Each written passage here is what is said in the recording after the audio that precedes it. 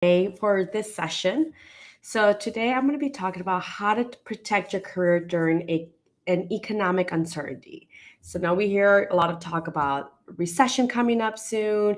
If it isn't already here, there's a lot of companies that may be rescinding back their job offers. There have been some hiring freezes. There have been some layoffs happening. So you're probably wondering, well, how can I recession proof my career? How can I protect myself during these economic uncertainties of what's happening? And how can I keep a pulse of what's happening in the market? So, if you're currently working and you're feeling really nervous and anxious about this upcoming recession, or you're wondering how you can protect yourself in case your company does do layoffs or restructures, today I'm going to share with you 8 tips to help you recession proof your career. But for those that don't know me, my name is Claudia Miller, and I'm a career coach, and I help career-driven women in tech land fulfilling jobs in less than 90 days while still getting paid what they deserve. And on average, my clients get 56% in salary increases. So my clients have received anywhere between $30,000 and even up to $120,000 in additional earned income. And this episode is all about helping you land the job you want, or at least in this case, how to protect your career. So I'm going to talk first about some of the biggest mistakes I've seen people make in their careers when uncertain times happen. So you're either perhaps maybe some people pretend everything's okay and kind of put their hand in the sand and just kind of ignore everything. The other one is they take advice from sources who don't have the answer. Oh, my neighbor said this. Oh, my uncle said this. My sister said that, and they're not part of the career workforce, or they're not kind of in the aspect like a research company like Gartner or Deloitte, where they kind of keep tabs of industry trends, or a career coach. So make sure like who you pay attention to and who you're following sources from, because you want to make sure you take advice from the right people, not just anyone. And there are those that just kind of freak out, but still take no action.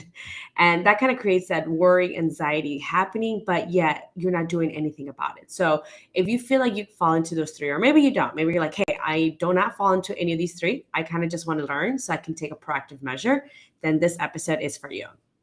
So, like I said, I'm going to share with you 8 tips to kind of help you recession proof your career, and really take and keep a good pulse, at least in your industry and our company, to kind of help us understand, is this good or is this bad? Should I start job searching or not? So, the first one that I have here is if you do work for a public company, meaning you're in the stock exchange, then you want to make sure you review your company's earnings call. And you can just look up your company earnings call transcript. I prefer to just read the transcript. Now, if you want to listen to the entire call, that's really up to you, but I highly recommend a transcript. It's a lot easier and faster to read, skim through, and then really get an understanding, as opposed to having to listen to everything. But you want to see how the company is doing with financial performance. Did they lose a big client? Did they lose a huge market segmentation? Are their current events impacting maybe their supply chain demand, or their supply chain, or just demand in the marketplace? Because that's really going to take a big importance of how the company is going to be performing. So if your company relies heavily on like cryptocurrency, well, cryptocurrency right now is taking a big hit. So if your company's big market is cryptocurrency and it kind of just, the wall has dried up, probably the company's going to start doing layoffs. The other thing is, you also want to look during the earnings call, what are the high performing products or services your company has? And you want to make sure, like, for example, I think I was reading a Oracle's earning transcript, and I believe like one of their product or services kind of generate over 40% of the company's revenue. So it's performing really well. It's had amazing growth.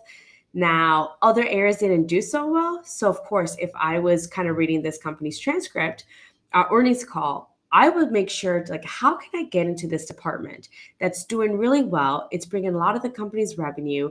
It's been growing very fast in comparison to these other departments. And how can I move in internally into this department so that way I could be part of the winning team? So those are things you kind of want to start looking for, kind of like looking for the writing in the wall. So really looking into the company's earnings transcript, or company earnings call transcript, is very important. And that's how you can leverage that information. And the next one is researching the company's news and just kind of like press. What is happening? Did the company lose a big client? Is the market taking a big hit? Did they acquire someone? Did they get acquired by someone? Who are these companies? And really understanding of like what is happening that you may not even know. I know that I worked at companies that the market, everyone else knew what was happening. And even though I worked as an employee, I didn't even know. Got to find out a lot of these things at the same time as the public did. So sometimes the company is not able to disclose that information to their internal employees for whatever reason, or they just kind of dropped the ball and forgot to let people know their internal employees like, hey, this is happening. So you kind of want to really take a good look on like what is the press out there? Are there anything new? Do they partner with someone like a big company to create this big solution or this product or service? So those are the things you want to start looking for. And you can also put in a Google alert so that way you're not having to always have to research. Once you've done the research, put a Google alert for your company name, the industry you're in, and perhaps one or two competitors. Because if you're seeing kind of articles coming across that your competitors have partnered, they have done all these things, they are doing really great, and your company hasn't done anything, and you're like, okay, these are competitors doing big things. They just partner with everything. They're probably going to eat up a big portion of that market share, and is my company going to start taking a hit? So again, you get eyes and ears of what's happening in the marketplace when you do your research, and then you can kind of be more proactive then afterwards by creating those Google alerts and kind of make the process just easier for you after that. Now, you also want to start making a list of your top achievements. I have a lot of clients where they don't have a LinkedIn or resume updated. They don't even have a list of their top achievements, especially if you've been at a company for such a long time and you haven't had to update your resume. I highly recommend to make a list of your top achievements and talk about metrics. Did you save money? How much? How much was it before? How much was it afterwards? Did you save on productivity? How do you know you saved on productivity? What did it look like before? What did it look like afterwards? How long did it take? Did you provide any company savings? Did you negotiate some vendor contracts and maybe you were able to save over 12% year over year? Well, what does that translate to in dollars every single year? And how long, was this a contract for 5 or 10 years? So start getting a lot of these metrics and making a list of your achievements. And I highly recommend this because one, you're going to start realizing all the great work that you've done and you kind of have metrics tied to it. Two, it's really going to help you with your resume, your LinkedIn, and everything because you get to be more specific and kind of show them and be able to stand out from the competition. And then three, one of my clients said, thank God I did my list of achievements because it made my interview process so much easier. I no longer was guessing or trying to figure out, how can I demonstrate my work or my, the skill sets that I have. But because I made the list of top achievements, now I can easily reference that and I know like the metrics at the back of my hand. So the list of top achievements is going to help you a lot with that. And also just helping you build your confidence if you feel like your confidence has taken a hit. And if you're like, hey, I've been feeling confident this whole time, perfect. We can maintain it because there are going to be times potentially if you do find out that you do need to start job searching, it can take a hit in your confidence and you don't want that leaking into the interview because it will impact whether or not you get the job offer and also how much you get offered. So you want to make sure you stay confident and come across as confident throughout the entire interview process. So now the next one, number 4, have an updated resume and LinkedIn profile. So the achievements, the list of achievements you've had is going to make this process so much easier. Whether either you decide to do it or you hire someone, the resume writer will really appreciate it and you will appreciate it too when it comes to writing your resume. So you want to make sure you have an up-to-date resume, you have an up-to-date LinkedIn profile. That way, in case you need to start job searching, you can immediately already have a resume to start applying to jobs because sometimes even either you're updating your resume or hiring a resume writer, it can take anywhere between like 2 to 4 weeks at a time because you need to gather this information that you need to give to the resume writer or you need to get on a call. Plus their calendars are getting booked up really quickly because a lot of people are hiring resume writers because a lot of people are job searching. So by being proactive now, whether you invest in a resume writer or you start doing it yourself, when and if you have to come to a point where you need to start job searching, you kind of just immediately can start that process as opposed to delaying it by 2 to 4 weeks because now you still need to get your resume updated. The other thing is too, by updating your LinkedIn profile, you're almost making yourself available to opportunities to come to you. So maybe you don't, at this time, you're not job searching, but your LinkedIn is up to date. Now recruiters are reaching out to you for opportunities. So if you do see the writing on the wall, like, hey, we just lost our biggest client at our company, or our company's just taking a hit because of what's happening, like current events, supply chain demand, and management overall, and everything else around us, I think that we're probably going to be doing layoffs. And if not, they're going to be cutting a lot on resources where it's going to make my job even harder. Well, now you can just open up your LinkedIn profile and see 3 to 4 interviews or recruiters reaching out to you for interviews. What a great place to be in. So, not necessarily because you're going to need it, but you want to have it as an option. If you need to, you already have recruiters reaching out to you for opportunities that you want. And that way you can just start the process immediately and not have to still delay it. Again, revamping your resume, your LinkedIn profile, and then still having to go and search and apply to jobs. Instead, you have people coming to you. I've had my clients that even though they've already landed jobs, they still have recruiters reaching out to them for opportunities. So, and these are like big, heavy hitters. So, like they have Google, they have Facebook, they have Amazon, they have Apple kind of in their inbox on LinkedIn saying, hey, we would love to interview. Would you be interested in interviewing our company? Thankfully, my clients already have their jobs. So they respectfully decline, or they'll say, you know what, unless you're able to, offer this job at X salary, right now I'm not looking to move. And sometimes those companies come back and say, you know what, okay, we can meet that salary. When can you come in for an interview? And that's kind of the position you want to be in.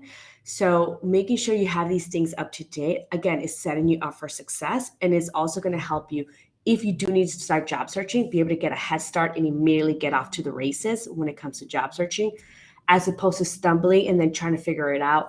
And again, I anticipate that some companies are going to be doing more layoffs towards the end of the year, perhaps the beginning of the year. And you want to make sure you're the companies that are thriving. There are companies that are thriving during a recession. Liquor, for example, always thrives during a recession. Healthcare as well. Even like during COVID, when we were on lockdown, Instacart was thriving at that time because everyone wanted their groceries delivered. Nobody wanted really to go into the grocery store. So there are companies and industries that do thrive during a recession or during uncertain times. So make sure you're in those companies and in those industries.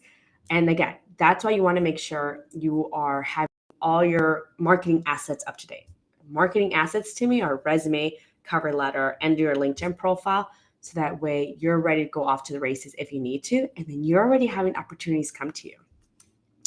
Then I have number 5. Start preparing for interviews and start building that story toolbox. Again, you don't want to be like the last person or using up interviews that you're able to get interviews, but you're losing on those opportunities because you don't have it interviewed in such a long time, or you don't even know how to interview well. You're not even know, like maybe you've been at your job now for 5-10 years and you're like, I don't even know what interviews now look like nowadays. I know how I interview when I'm having people in, but I don't know what they expect of other companies. I've been at my company for so long. So that's why you want to start preparing for your upcoming interviews if you need to. If anything, it just makes you very polished, and you could just interview for some roles to kind of give you that practice to see, like, making you feel confident. What are you doing well? What are you not doing well? So really start preparing for those interviews and your story toolbox. Again, it's going to really set you up for success. One of the biggest mistakes I see people making is they start job searching. They don't prepare for these interviews. They go in just winging it. They'll find out the answer, or they'll know the answer once they're there, and they blow these opportunities they have. Now they lost on a big opportunity, whether it's a company or a big role, because they didn't prepare for the interview. And they have all the skill sets in order to be successful, but they themselves didn't interview so well. That's why they didn't get the job. And as kind of like a saying goes, it's like the best person for the job doesn't always get the job. It's the best interviewer. So make sure that you have your interview skills on top and that you have sharpened them really well. You can interview confidently, so that way you can make the most out of these opportunities when they do come. Then number 6, start seeking mentors within your company if you don't have one already, as well as outside the company. So by mentors, you want to start networking with your organization. Preferably, there are 2 to 3 levels above. And that way they can mention your names in rooms you're not currently not even allowed to be in. So if they do a layoff, sometimes they'll say like, okay, who do you think we should keep, or who do you think we should lay off? And then you want to make sure you're mentioned for those keep or promotions, and that your name is never mentioned when it comes to layoffs. So you want to make sure you start looking for that mentor internally in 2 to 3 levels above, so that way they could kind of almost become your shield. Or if not, they can kind of hint at you to say like, hey, there's going to be some changes. I recommend you start sprucing up your resume or your LinkedIn profile.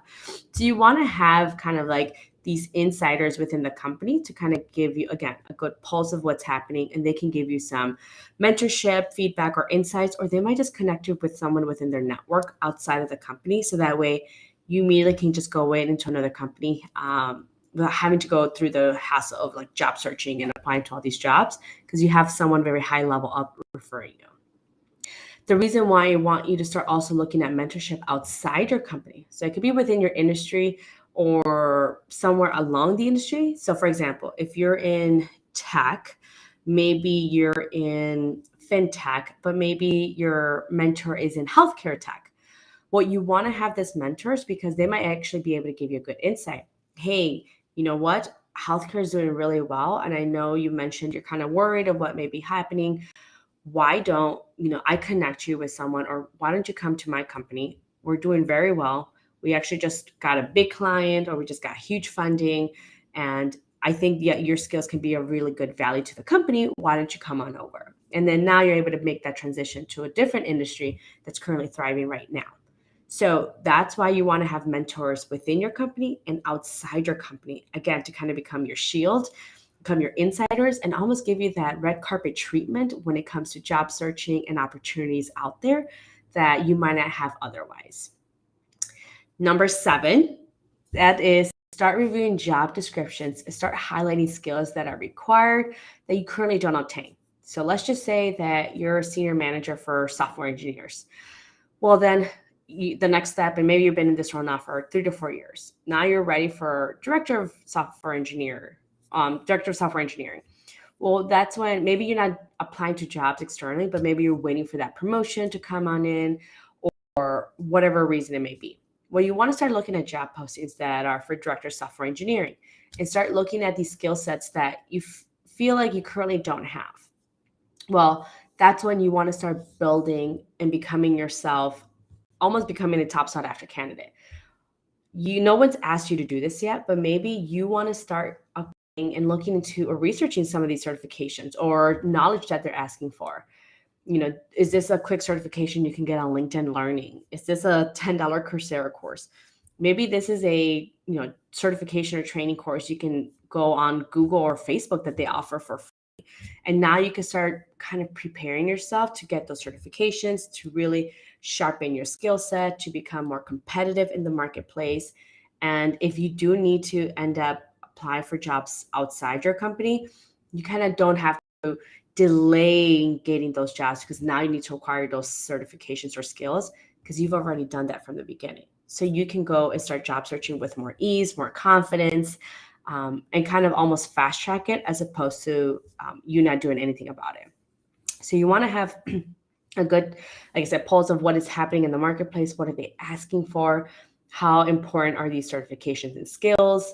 Can you acquire them, easily, like through LinkedIn Learning? Or, maybe you can block out 2-3 hours a week and then finish it out in 6-7 weeks.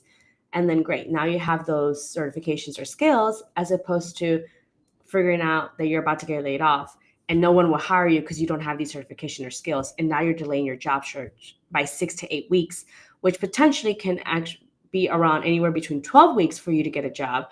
And imagine not having a paycheck throughout that whole time. So those are things you want to start thinking about, not only during recession, but just overall at any point in time. You want to make sure you're always sharpening those skills and you're staying competitive in the marketplace. And then number 8 I have here is search your industry trends. So a quick way to do it is search your industry trends in 2022 on Google. For example, I search tech industry trends in 2022. So I had two articles come up, one for Deloitte and one from Gartner, of what they anticipate is happening or will be happening in 2022 when it comes to tech industry trends. So, one of the things that you want to start looking for is your industry projected to perform very well in the next few years? Are they staying stagnant or is it looking to decline? Like I mentioned, Instacart, they were doing really well during the lockdown. When things started opening up, the demand started going down because now people felt comfortable going into the grocery stores because there was vaccinations happening, and they took a hit and then they had to do layoffs. So it could be temporary or it could be long term. So, one of the things that I found when I looked up tech industry trends in 2022, and I'll share with you, kind of show you the example. According to Gartner, in the tech industry, it looks like data fabric is anticipated to make a trend this year. Data fabric can use analytics to learn and actively recommend where data should be used and changed. This can reduce data management efforts by up to 70%. So there's value in data fabric. So if maybe you've been considering data management, maybe that's something you've always been interested in. Or maybe you do something different, but you work closely aligned with data management. Well, this might be the perfect time for you to see, like, hey, how is my role in my industry performing? Maybe I can take a role or maybe take some certifications or take classes to get a basic understanding and then start making that pivot and change, because it looks like it's going to be growing, and it can be almost recession proof at this point. Another thing that I found is, according to Deloitte, a specific theme they see playing a big role in this industry is moving to the cloud. So, for example, if your company still has not moved to the cloud, while all your competitors have, that may also be a good indication of you need to either start taking some cloud classes and certifications if you need to. And if you currently don't even have a basic understanding of cloud, or maybe you used to, but you haven't been using it so much because your company doesn't use cloud storage, well, then maybe you want to start freshening up that knowledge and skill set. So that way, if your company eventually does decide, hey, we need to move to the cloud immediately, you're kind of like that subject matter expert because you've been refreshing yourself into cloud, of how that works, the infrastructure, whatever they need.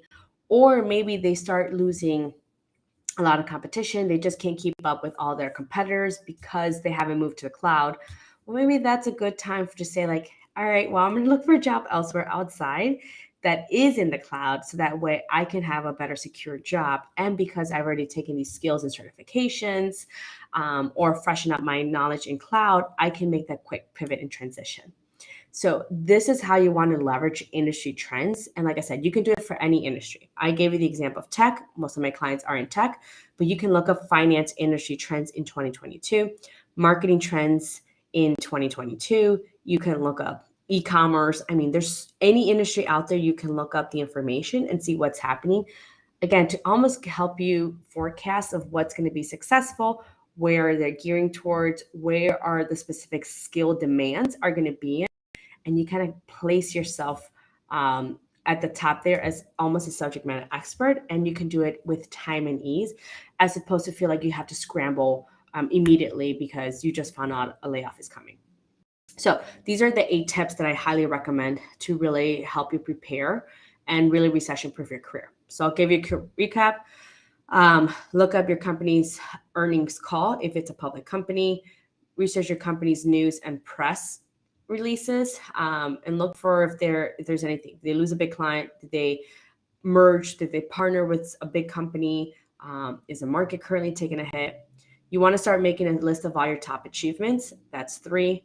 4, have an updated resume and LinkedIn profile. 5, start preparing for interviews and your story toolbox if the time comes, if you need to interview. 6, start seeking mentors within your company, and outside your company as well, or even outside your industry.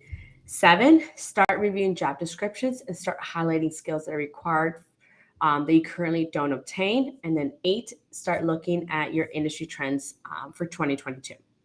So that is all the 8 tips above that I have for you to kind of give you a good pulse on how the market is performing, and you'll be setting yourself up for success.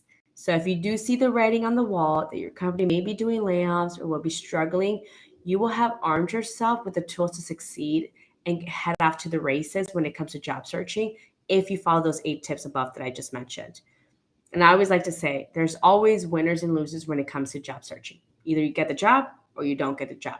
So make sure you're on the winning side. And I just shared with you 8 tips that will help you get there.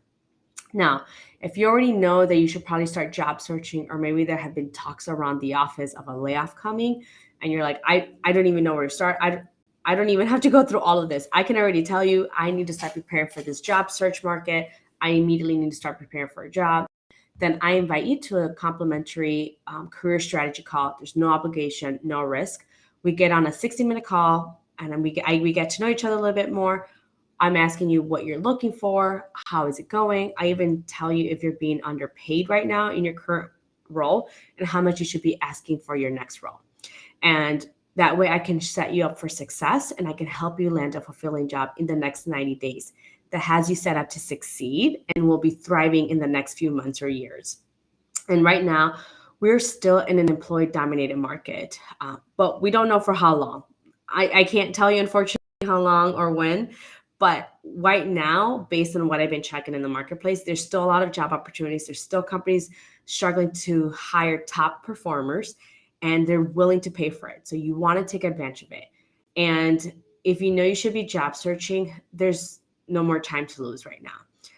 Like I said, I anticipate there's going to be more companies doing layoffs towards the end of the year, probably beginning of the year, because some of them are finishing their fiscal year.